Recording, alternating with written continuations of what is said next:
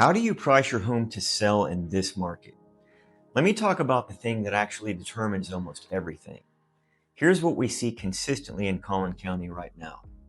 A seller chooses a number based on what they hope to net based on their personal equity situation, or they might even base it on what their neighbor sold their house for a couple of years ago, or maybe even what an online estimation tool gave them.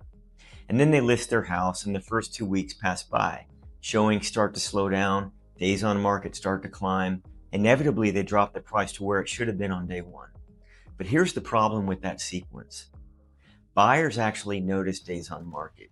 And when a home has been listed for more than 60 days and then the price drops, buyers assume something's wrong even if there isn't. So now the seller's negotiating leverage is diminishing with every week that passes. Right now in North Texas, roughly 70% of active listings have had at least one price reduction. That's a lot of sellers that started too high and then paid for it and lost momentum and negotiating leverage. Now, the sellers who win in this market do one thing differently. They price from closed sales, not from hope. So we're talking about actual homes that actually sold in their neighborhood within the last 90 days. And that data tells you what a real buyer in today's market will pay. And it has nothing to do with the hopes and dreams of the seller. In Collin County, the median sale to list ratio is running around 97 to 98%, which means homes are selling for just under asking price on average. But that average contains a wide spread.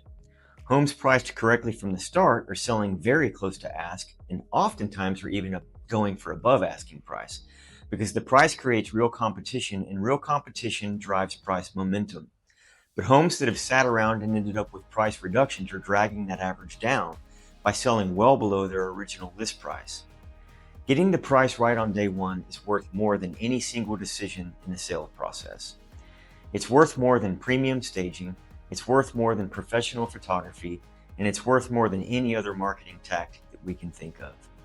Again, the right price is what creates the competition that drives a strong outcome. Once you have the right number, everything else builds on top of that.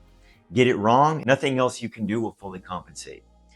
If you want to know what that number is for your home specifically, visit the link in the description or scan this QR code and we'll show you that data. Next, we're going to talk about what to fix before listing your home. Which improvements actually move buyers and which ones actually just cost you money. I'm David Hughey with D&J Realty Group. I'll see you then.